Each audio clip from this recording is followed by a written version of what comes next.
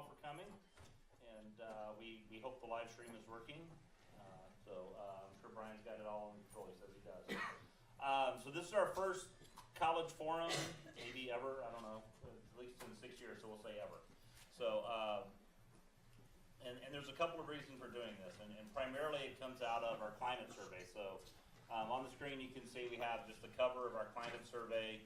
You can go read the climate survey on the institutional effectiveness webpage.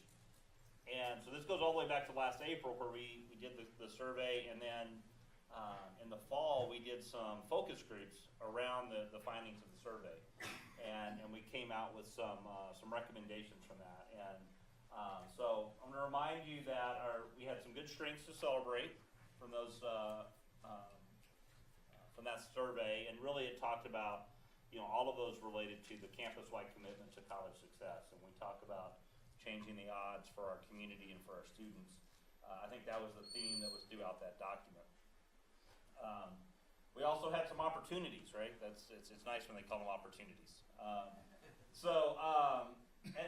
the primary one that I was focused on was number 4, which had to do with dealing with senior leadership, and I mean it spoke directly to me, and that we weren't communicating well enough for people to really know what was going on, and we kind of had a disconnect. So people weren't feeling like what we were doing was that they didn't understand what it was we were doing or why they were being asked to do things. So that started a whole conversation about how do we make sure that people understand what's going on with our mission? How do we understand that people understand what's going on with the projects and the priorities and what they do in their workspace? So we started off with coming up with a new way to onboard people. I lost the title on that. Ruben, what does that mean? 4 C's. It's the 4 C's, and this is not the onboarding one, though. This is the 4 C's of onboarding. Oh, okay, good. So this is 4 C's of onboarding. There you go. So luckily we've got Ruben to help us with that. But people really felt like the onboarding process, they weren't getting everything they needed, which was a surprise to us because I think our HR department had done a really excellent job of coming up with a way to welcome people to the campus. And being welcome to campus is different than really knowing what we're doing. I think that's the lesson we learned from that is people show up in HR and we've got a name tag for them and a coffee mug or all these different things that welcome them to being part of the Hancock family, but maybe they're not really getting the mission. So this is the HR Council is working on this slide and this idea here about how we're going to really bring new hires into the campus culture, and that's going to be a really positive outcome for our whole campus. We've also enhanced and consolidated our internal communications. So Lauren and her staff have done a nice job. They've put it all for now on my webpage. You can go there and you can find a whole lot of information that we send out. I send a weekly update to the board that Phil Hamer, I saw Phil come in, there he is. Yeah. Phil Hamer is the editor for that, and it's 1 or 2 pages of just things that we want the board to know about. We just did a training this morning, and we'll send them a note saying, we did this emergency training today. So when they're out on the weekends or in between board meetings, they actually have a few things that are going on that are specific examples. They can talk to people in the community about some good things that are going on campus. I write a column once a month for the newspaper, and it gets multiple clicks from my mom. So maybe we get a few extra, and so all of that's located there, and it's just about how do we communicate with the campus. There's some other things in there as well that you can look at. We also have a couple of other ways of communicating with campus that about AEC News to Know, and that's anything you want to put in News to Know, you can, right? That's all handled out of Public Affairs. And then a couple times a semester, I send out what we call the Changing the Odds newsletter, just some things that are going on campus, random thoughts about what we're doing. That comes from me as well. Oddly enough, I was afraid of sending that too often, and I've had some people tell me maybe I should send that more often. So I feel like I talk enough and really want to hear from other folks on campus. And then finally, we've already talked about it many times. Lauren and Kevin Boland are working on doing a podcast, and we want the podcast to be about the campus and our community. And we'll see if it works. We're just trying to get a whole bunch of different ways that people will be able to hear what's going on campus and really be able to support the mission. Ironically, after the what we heard in the survey, the climate survey, and the focus groups was there's too much email, there's too much email, there's too much email. And then after All Staff Day, we heard from people saying, how do you want to be communicated with? Email. So so we're trying to balance that, and I think that email is like a roller coaster. Sometimes there's a lot, and sometimes you have time for it, and that's and I know that with the things that I get. So if we're trying to get just a whole bunch of ways for people to know what's going on campus, and then this of course is in addition to what we already have with the councils. If you're wondering governance, all of those council documents are available for everybody to view. And Glenn Owen came up with a great idea, and Carmen and the other administrative assistants have implemented this, where if in 2018, the Student Services Council discussed an issue, you can go back to the 2017-18 College Council agenda, and it's all one document. So you can search it. You don't have to click on each document and go through it. So our administrative staff are putting that together for us, so it's really super easy to find stuff. And then finally, we were going to do the forum, and my job at the forum is to do a welcome and then turn it over to some other people who are actually doing the work on campus. And today we're going to talk about guided pathways, which is critically important, and we're going to turn the floor over to Richard Mann, who's leading up the effort, and Paul Murphy and Bob Currier involved in it, David Groot, Marla, Nancy Joe, and maybe David Hernandez. So we'll see if we didn't kill him on our way coming back from Bakersfield. So anyway, so I'll turn it over to you guys, and you can be in charge of our next steps.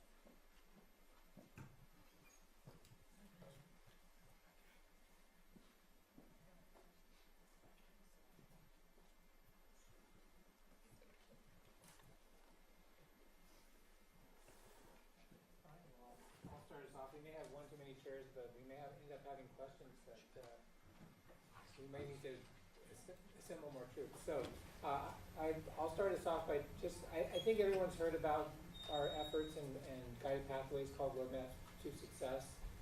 We talked about it at All Staff, and I know we did some great breakout sessions. We got a lot of information. We're still working through that information and plan to figure out how to roll that out to all of you. But there are things there that we can do, and I think already are doing. So that feedback was really useful. What we wanted to do today is kind of give you an update of where we are with the effort. But I'll first start just by contextualizing it a little bit and say, what we're trying to solve, which is, community colleges were originally conceived kind of to expand college enrollments, not so much as entities that were designed primarily to deliver undergraduate degrees, right? I mean, those are the four-year institutions. So community colleges started out by, offering lots of classes for all kinds of reasons. People came to build their skills. People came for lifelong, lifelong learning. Some people did want to come and transfer, so those were populations we've always served. But in the ways that community colleges were set up, they weren't really set up to focus on making sure students were graduating on time, making sure that they were getting degrees in a timely way. So, what we've noticed, the result is, of course, that fewer than 40% of community college students earn a degree in 6 years, which is a long time. And given that the longest our degree should probably take is 2 years if you're going full time, that's a pretty long time. So that's the problem that we're trying to solve. One of the voices that's out there, and it's worth a read if you have some time. Redesigning America's Community Colleges by Thomas Bailey and a couple of others. Jagger, I can't remember the other names, but worth a read. They point out some specific ways community colleges can redesign to sharpen and focus what we do to make it easier for students to get through in a timely fashion. So that's the point of what we're all trying to do today. We don't necessarily change the mission of a community college. We just want to sharpen and focus what our students, what the messages that we give to students, and make it easier for students to get out of here in a timely way. And of course, if students are still interested in exploring disciplines, that's available to them. But it's important to note that, I guess it was Aragorn that said, "Not all who wander are lost." Well, a lot of our students, if you read the comments that they give us in the feedback, they are lost. They come here and we might think they're exploring, but they don't intend to explore. They actually want to get a degree. And so it's important for us, for those students, that we make sure that we get them on the track, on the path. We give them a roadmap to get them to where they need to go. So that's what this effort is. As far as I don't think you'll be able to read these names. This is the steering committee for our Roadmaps to Success. Probably what I would just point out is that's a lot of names, and it represents a lot of different parts of the college, faculty, staff, and administrators. And we meet, almost seems like every week, but maybe it's not that often. The steering committee meets, is it every other week? Or is it less often than that? It's monthly on a calendar, but we do meet much more often. Yeah, so, and we've been doing a lot of things, and you'll hear about some of those things. I also wanted to tell you about the design team. So we've identified locally 6 design teams to work on different pieces of what we think will help redesign what we do here. And again, these might be difficult to read, so I'll read them for you. The meta majors, the areas of interest, we're not sure yet what we're going to call them. Currently, you might have heard camps as one of the ways that we refer to these. This is a way to when students come in, that we can contextualize our disciplines in a way that's meaningful to them, so that presenting to students areas of interest that make sense to them. So maybe health sciences or physical and life sciences types of areas, or CTE types of programs. Some of those seem more obvious, but the idea behind an area of interest or a meta major is that if you have this family of disciplines or family of programs, the student might have an interest in that family, whether it's social sciences or some other area, but that will help them, get them on the path of focusing to their ultimate career goal or degree goal. So the idea is just to provide some kind of focus. In redesigning America's community colleges, Thomas Bailey uses this notion of cafeteria-style education, and that's kind of what community colleges offer, which is you walk in and there's a buffet of options, but there's not, what's presented to students is not really focused tracks of, we certainly have programs, but when a student comes in, we don't have a lot of mechanisms that tell a student how to focus their interest into an area, into careers that might, some kind of result that they want to get to. So that's what we want to improve with. So with meta majors, Dave DeGroot is leading that effort. He's been to a lot of the departments on campus, and I think he's planning to get to all of them. But what that group has done is presented students and faculty and other groups on campus with all of the programs that we offer, and then they've been sort of sorting them through and going through the thought exercise of what is the most meaningful area, what are the areas that we can create that combine all these different kinds of academic programs. The academic mapping program, team, is a design team that is looking at making clear to students how our programs are put together. So again, if you look in our catalog, if you look in our materials, you can find, if you're diligent, what classes you have to take to complete a degree. Or if you know who to talk to, obviously you can go to a counselor, you can talk to a counselor, but I come from the four-year institution. That was my world, and I know that those students, they were really just like your students, but it was 4 years rather than 2, so there were a lot of classes to get through, and I know that if we did not give them a very specific map of what that program looked like from the beginning, they're going to be there extra years, right? They have to get going right away, and so it's no different for our students. They're 2-year programs, but we still need to give them a sense of what they have to accomplish within a given time. And not a lot of our students are full-time, but we still need to make sure that we tell them clearly what they're, even in the gen ed. So we hear from a lot of students that they ended up taking classes that they didn't need, and that should never happen. I mean, they should take classes if they want to take them.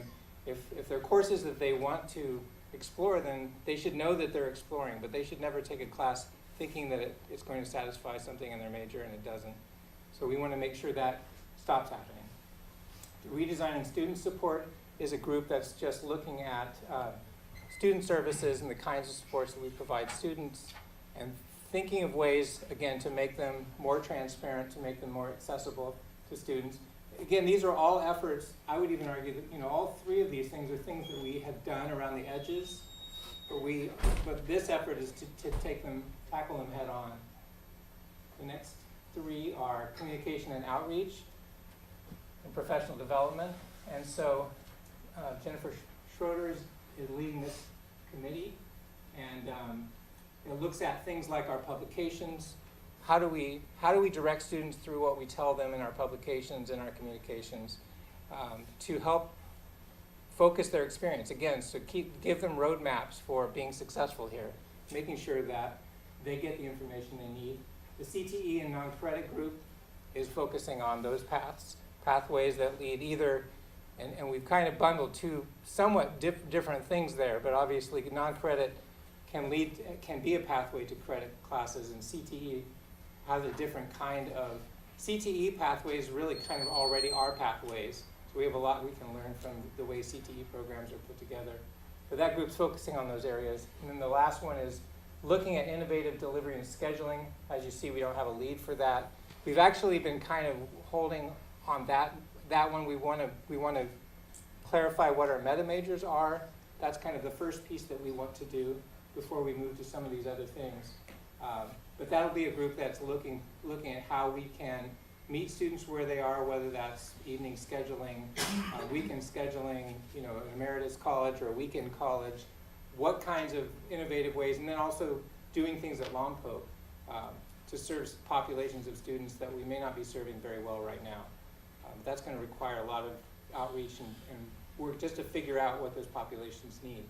So those are all 6 of the groups. And I think I'll pass it on. The next slide might be this slide. So that's probably all I would want to say. Who's up next? Nancy Jo? Oh. Yeah, so I'm done, although I'm not leaving, I'm here. So when we get to questions, actually maybe I should just ask, are there any questions at this point about some of the things I've talked about? And if not, we'll move on. Okay. I don't have a slide, so. Oh, you don't, so go ahead. Hi, you guys. I am CTE liaison and was fortunate to be able to travel with staff and faculty, and Kevin drove the Suburban to Bakersfield College to look at how they're working out guided pathways. I'm not sure, how long have they been implementing guided pathways? 4 years. So we thought it might be good to look at a model that's got things moving as we're beginning to design our approach to guided pathways. So I have some notes that I'm going to refer to, and because I'm old, I need my glasses. And I'm not going to stand. Do enough of that in the classroom. So we went over on February 26th and spent a day with their implementation team, which has kind of morphed over the 4 years. It started really large, and then as it crystallized, it became smaller and more focused. So the people that went were Marla, Bob, Dave DeGroot, David Hernandez, who got really sick, and my heart goes out to that guy. Better now. Not sure what happened, but we needed him, and he hung in there, so he gets an award of some kind, I'm pretty sure. Richard Mann, Paul Murphy, as I said, Kevin Drove, and myself. So for those of you not really kind of synced in with guided pathways, the short story for me is that it's a way to that we design things around the college to prepare students to eventually enter the workforce. That's the goal, that they're, you know, productive citizens in the state of California, making a difference, contributing to our tax base, and hopefully leading successful lives and raising families. So whether that's through completion of academic programs, transfers to CSUs or UCs, or going through our career and technical education coursework, pathways at Bakersfield are identified, supported, and promoted across the campus with what we saw as a high-tech, high-touch approach. The Coalition of the Willing at Bakersfield College seems to be a very broad and significant administrative, faculty participation, as well as a high degree of collaboration among a broad constituency groups who encourage the following goals, which you're, I'm sure, familiar with, that students attempt 15 units in the first term, 30 units in the first year, that they complete the required math and English courses the first year, that they complete 9 units of courses that are core in their program of study, and/or CTE students completing 9 units within a semester of CTE coursework. That's our overall goal. Bakersfield College guided pathways are identified with a clear message to students, counseling, and faculty. Their website has a link on the home page for their program mapper, which is integrated with their scheduling. And it's a visual database where programs and specific course information for all degrees and certificates are organized. It identifies learning and career pathways to explore. There are links to degrees and certificates. The next page links to the program map. There's a short video about the program. They've got the program learning outcomes clearly stated, and there are visuals on salary, growth, and careers. This program mapper shows both core and GE courses that are mapped to specific semesters and that are clickable. Is that like bigly? Clickable to display details on the courses themselves.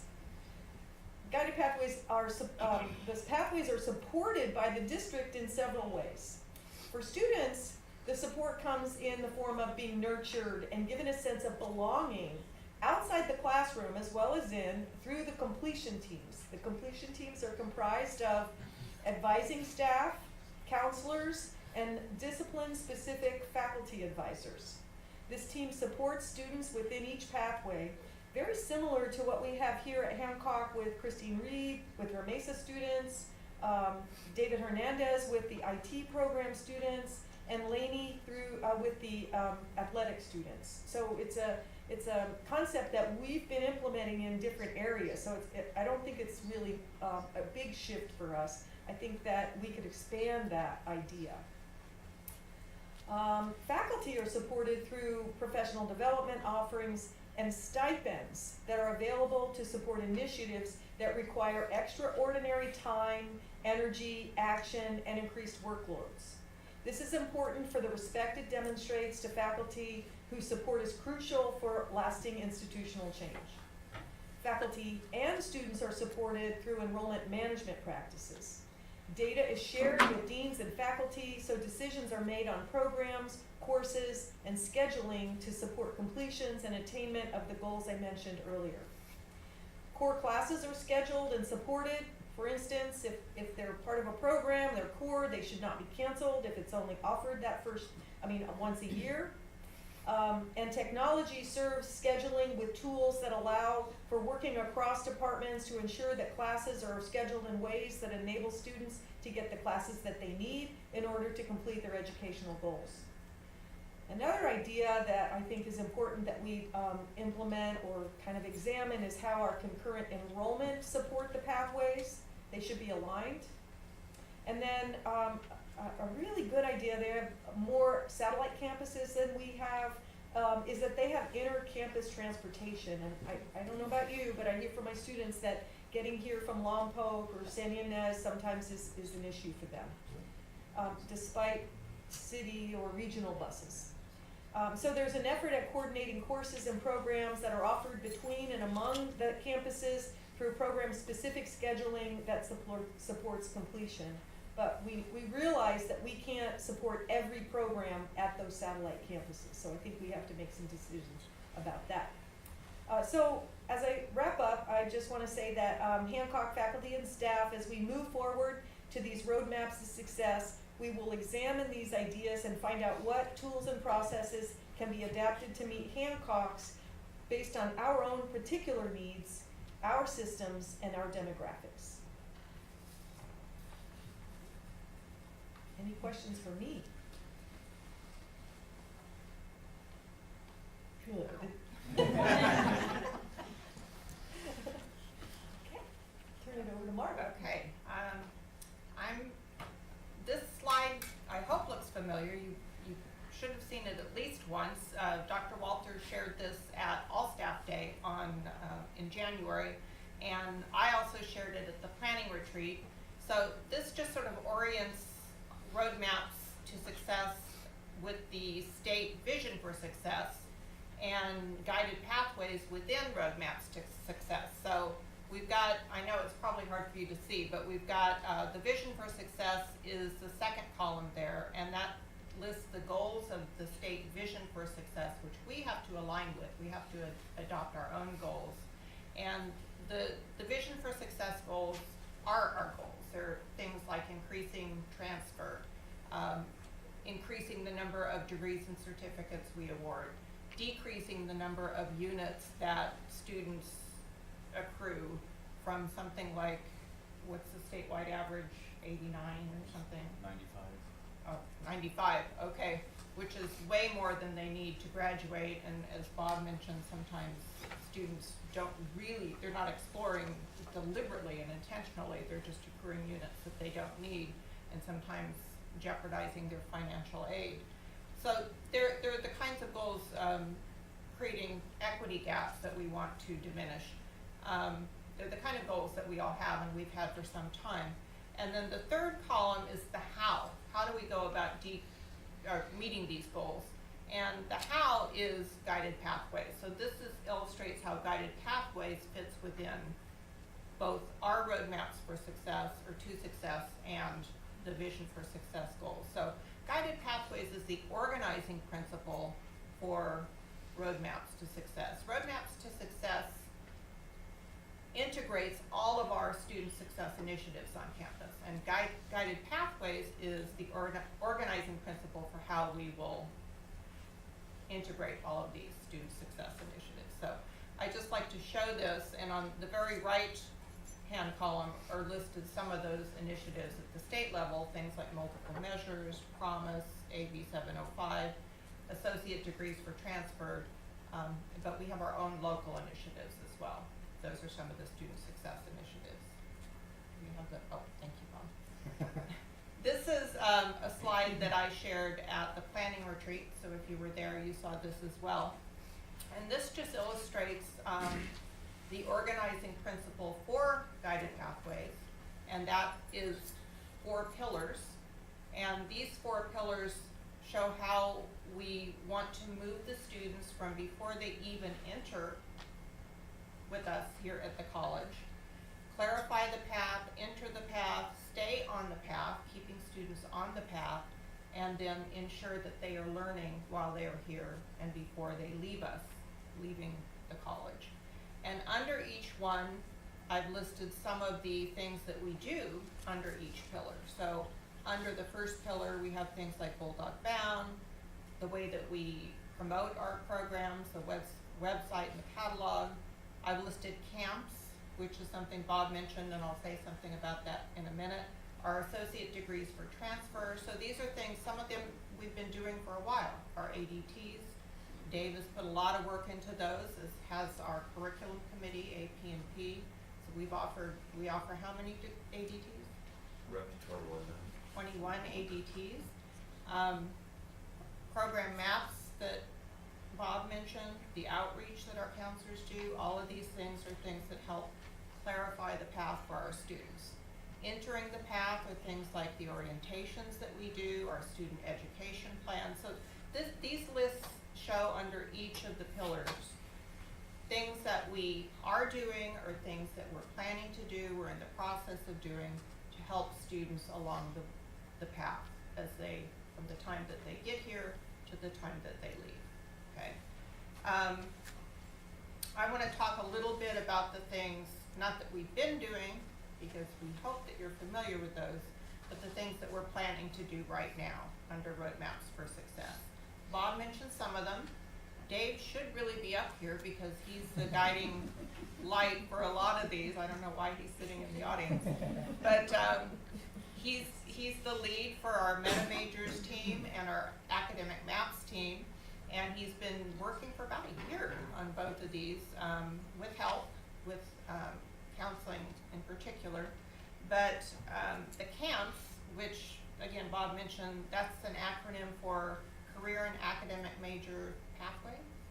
That's what we're thinking about. We're almost 90% sure that we're going to call our meta majors, and that will be our pathways for students. And this is, again, this is the idea that we're going to cluster groups of similar or related disciplines to give students focus to their academic and career interests that will help them focus on when they enter the path, right? They'll have a greater sense of belonging. They'll have a sense of a place where they can explore, do more focused exploration without the sense of the likelihood that they'll have more wasted units, right? And this will help them stay on the path because we will, taking that Bakersfield idea of the completion team, which we are just beginning to explore within the area of STEM. We have a meeting scheduled for Monday. STEM is sort of a natural career pathway because they're so intimately related, science, technology, engineering, and math. We already have that model with Christine Reed as the dedicated counselor that the completion teams with a counselor, with a faculty advisor, often with peer mentors, will enhance and support. They're sort of coaching teams, students all the way along the path. And so this idea of the camps or the meta majors help enforce that and keep the students on the path as they move through. The academic maths are another tool that, with a lot of help from the counselors, right, Dave? Yep. You've been developing these for for each program within the meta major or the camp. And these are a semester by semester tool that show courses that maybe are offered once a year or during a particular semester. And these will almost be a contract between us for the students. So we will be telling them, we will offer these courses when you need them, right? And Nancy Jo sort of alluded to that. So that they can meet their educational goals. They will be able to complete within the 2 years. So these will be an important promise, to use a term, for us to the student. That if they do their SCP, if they stay on the path, we will enable them to complete their degree or certificate. The completion team I already mentioned. The Week of Discovery is something that is kind of exciting. This again is an event that has happened again in the STEM area under our previous Title V grant that is very successful. And we want to take that model and bring it into the roadmaps for success. And if you're not familiar with the Week of Discovery, it's an event, a 4-day event that happens before the fall semester that was an introduction or has been an introduction to graduating high school students to the STEM area. It involved hands-on activities, introduction to student support services. It involved the parents of the students. Lots of fun activities, introduction to successful college student, or successful strategies for success for college students. I didn't say that right. But really get students engaged in what it means to be a STEM student. And we want to expand this for STEM, but also to maybe 2 or 3 other areas that are interested, including fine arts, right? And IT. I saw Patrick here, but I think he left. So that's an exciting model, I think, that we want to begin and doing that for at least a couple of other potential pathways and using guided pathways money. And lastly, I know that Dean Richard Mann spoke at AP&P yesterday about the possibility of repackaging curriculum to work with faculty in some areas to offer students more options for completion. And I don't know if you want to say anything about that? So one of the things that's distinctive about roadmaps, and Marla already said this, is it's not just guided pathways. It's an attempt to wrap together several initiatives, some that are not new at all, others that are emerging, so that the college as a whole has a sort of a unified vision of the things we are doing to try and make students effective. One of the more recent changes, and most people have heard at least the label, is the student-centered funding formula, which shifts how we are funded to the inelegant expression, butts in seats, pardon my French, to the funding we would have received for apportionment will decline to 60 cents on the dollar, and that gap will be taken on the basis of two measures. Do we serve the most needy students in our community? And the proxy measures for that are what used to be the BOG fee waiver, now the California Promise, and Pell Grant eligibility, and then completions. And so at the AP&P meeting yesterday, I gave to 5 departments in particular, and Brent, I need to catch up with you because I've got a document for you that shows we have some departments on campus that have a large number of programs right below the 16-unit threshold that in the new funding formula the state wants to fund.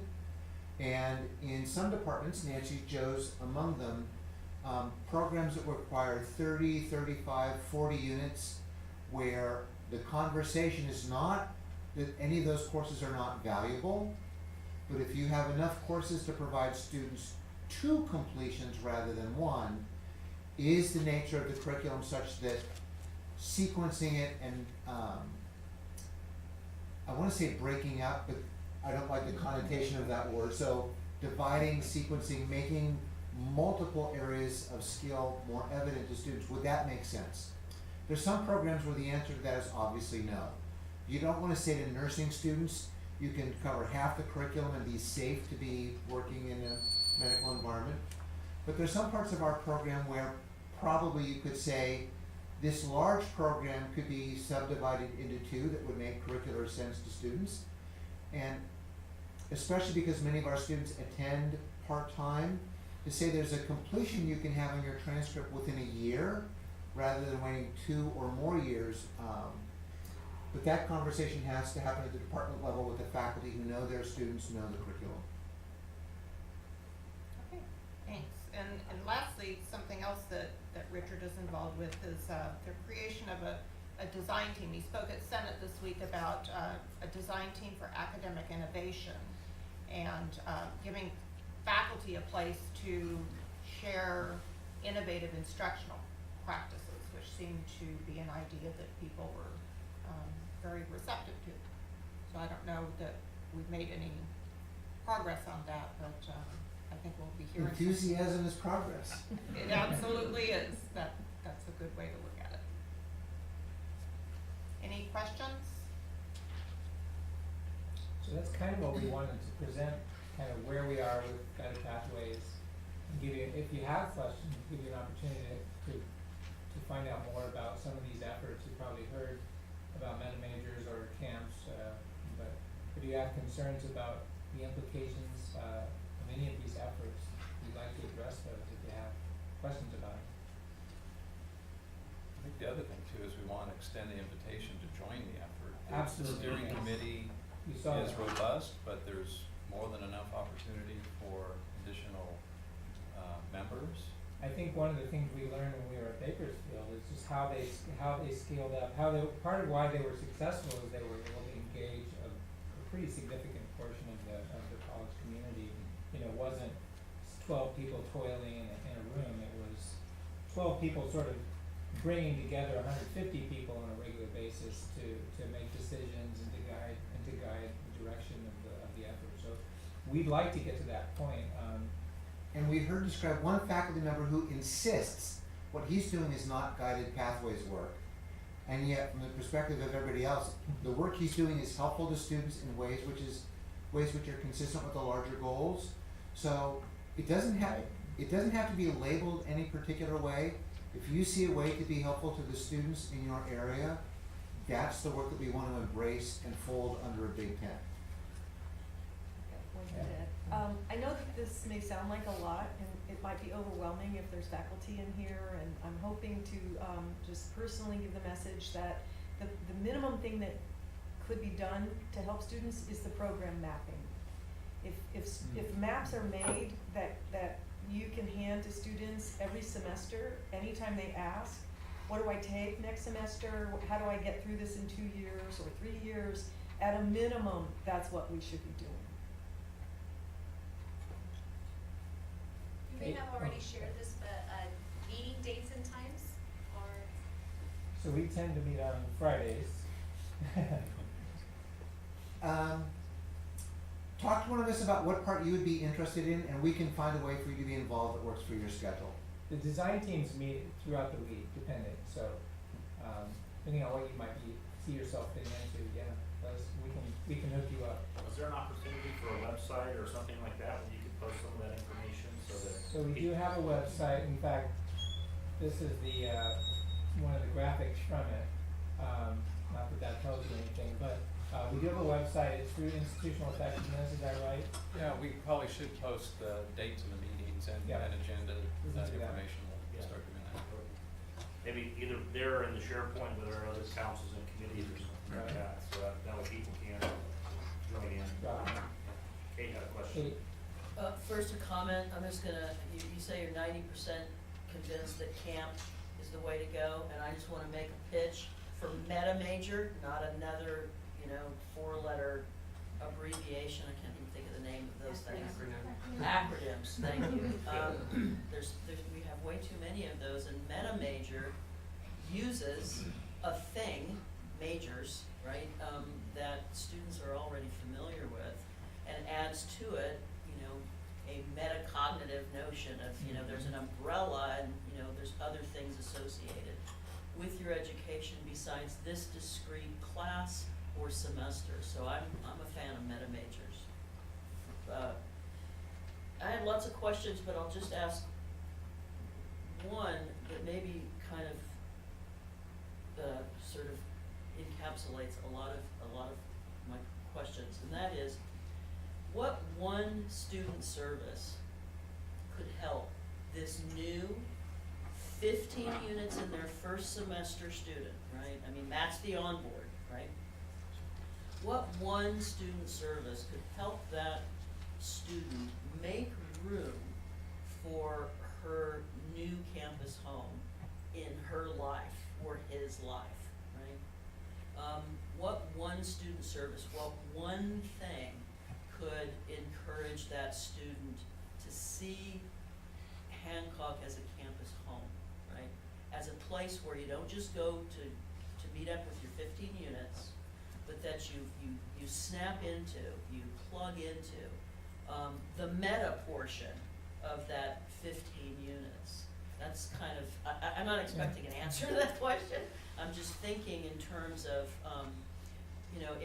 if all this onboarding is really to work, then that 15-unit first semester student must be helped to imagine the campus and their place in it in a way very different than they have imagined their high school campus or their home or their workplace or whatever is engaging more of their hours than not. So you asked for one, I'm gonna give you two. And the crucial thing that every student knows is, one, a faculty member who's passionate for their Right. subject excites you. So that at least that classroom for that part of their week becomes a place where they're more alive because they found a subject, but also somebody who loves that subject. And it's not just the knowledge and expertise that they pass on, but the passion.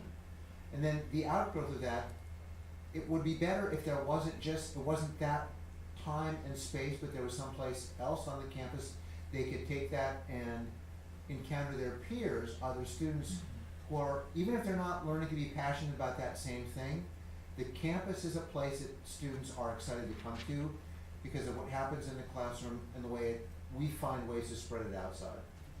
Yeah, and it's partly a cultural thing that you're talking about. It's a cultural change for the campus, but also creating cultural spaces. Students, some of the feedback you see statewide about, and probably for all community colleges everywhere, is that students they feel like what's lacking is a sense of belonging, right? They come and do their classes, but then, spaces aren't necessarily created to where they can feel like they're at home, feel like they're part of a place, part of a group of people.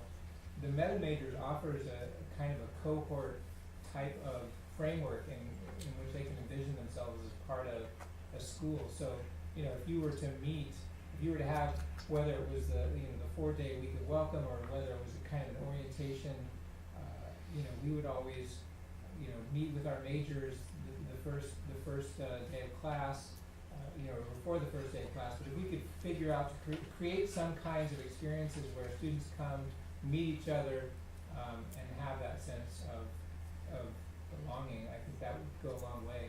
Dave has a. I might add that I think we have a couple models on campus.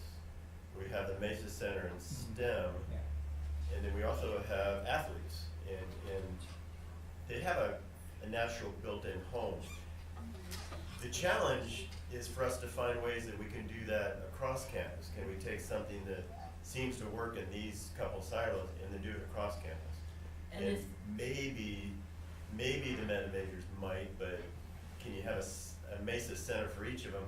Probably not, but it's So- a good question that we should keep in front of us as we move And forward. those programs, wildly successful, are not scalable, right? I mean, and part of this whole project is about fiscal scalability, right? In other words, we're getting paid different, so we gotta figure out how to get paid, right? So what student services can, you know, can forward that?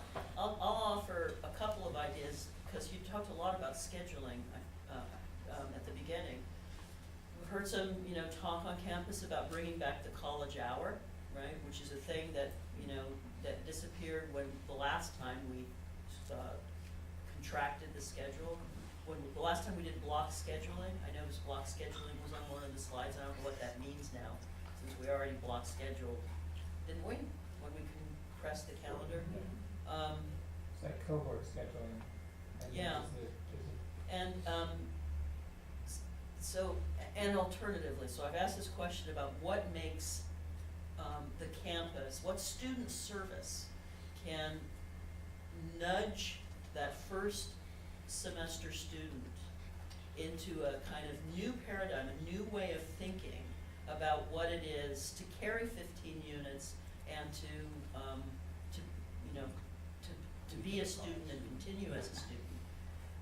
And alternatively, on the other side, I mean, Hancock is famous for, well, I don't know about famous, but we graduate a lot of students with 6 degrees, with 4 degrees, with 3 degrees and 12 certificates, et cetera, et cetera. I may be exaggerating a little bit. You're not. And that has nothing to do with us. It has to do with geography.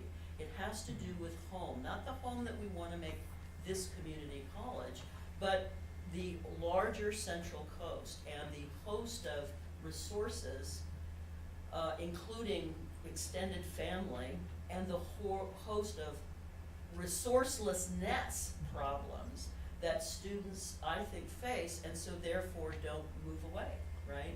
So if you're planning for a career and you've got all these units and you've earned all these certificates, or maybe just one, that last mile, Amazon calls it, you know, the last mile problem. I don't think our solution is drones, but that last mile where you launch, where you move, right? Where you take a risk and take a job and have to get, you know, a new housing situation in a new zip code. That's a problem. That's a material reality problem that we can't solve simply by shuffling what we do on this campus. And I think that's really important to remember. Bakersfield's lots bigger than us. I don't know Bakersfield's employment situation, but our employment situation here, and this is true of lots of community colleges, what we're offering doesn't always match up with the opportunities that are here, right? And that's another part of the nudge, I think, that needs to go on in the first year student's mind, you know, the change in them, right? About what happens when I've gotten this certificate. Okay, can I, getting back to your first comment, we were having the conversation about guided pathways before the funding formula changed. This isn't about maximizing the funding formula. I mean, that's kind of coincidental to all the other initiatives going on. This is about the completion initiative. It's about the national concern that the traditional community college model of offering a cafeteria of courses that lead nowhere is not a good model for students. So how do we redesign what we're doing to help students complete and address the concern you bring up about moving on to gainful employment? Part of what successful Guided Pathways programs do is start up front and help students better see what their personal and career interests are and align that more quickly with the academic pathway that gets them to where they want to be, rather than just completing a degree for completion's sake and then saying, now what do? I guess I'll go work at Walmart because I don't know really what I want to do. So part of the work is the career to academic pathways. And you know, you talk about what student services can we do to help students with the 15 units. Bakersfield and other colleges are employing kind of a more intrusive case management program, or case management approach within the meta majors. When we traveled out there, one of the things they shared with us is the integration with what they call data coaches. These are trained faculty, staff, administrators who look at high-level kinds of data on student progress, as well as individual students and their status, looking at where the students are right away. In fact, it's somewhat what happened with our Promise initiative. Noemi and her staff were looking at, you know, if you're a Promise student, you need to be in at least 12 units and communicating to the students right away and ensuring that they get enrolled, that they have a clear sense of direction right off the bat, and having that case management approach with them all the way through. The only way to really do that is connect students to the counselor and academic advisor. And so when a student goes to a faculty member and says, I don't know if I should do this or that, the faculty member knows who the counselor is or who the academic advisor is, and they say, well, go talk to Diane, go talk. So there's a direct connection to somebody that can help them right away, so that they're not just sort of aimlessly wandering. So I think that is something that appears to be successful, and it is something that, you know, it's working in the STEM and MESA area, it's worked in the IT area, and so that's, you know, why we're pointing to those things. That can be scaled up. That doesn't take a building. That takes people to change their perspective. I think that faculty have to work a little bit harder to get to know the services that are available in our counseling offices through student services. I've had Yvonne come out to my faculty meeting and give us the big folders full of all of the things that they do for students that my part-time faculty were not aware of. So I'm hoping in my area, I can't control all of this, but I can take care of my area. And my area, I want my faculty to feel like they can nurture these students, that they can create an environment that these, you know, in graphics, we have so many online opportunities. I mean, I look at, you know, it's like learn Photoshop in 6 weeks online. It's like, why take a semester length course at Hancock? Well, what online doesn't have is it doesn't have 30 years of my industry experience, plus 30 years of my one part-time and 20 years of my other part-time. And we collectively have hundreds of years of experience in technology, which is unheard of. That's what we can bring to that student that other things cannot. So I'm, in my little area, trying to create a culture that students want to be part of by encouraging faculty to embrace student support services, to know what's out there, to be engaged with Starfish, to understand where students can get money. Because one of my thoughts initially when you answered that, when you asked that question was, what do they need? They need money. How do we help our students? Oh my God. I bring food to the classroom because my students are shelter hungry. insecure, 40% food insecure, that thing that just came out from the chancellor's office, yeah. Yeah, so I think we can do little things together that make a big impact.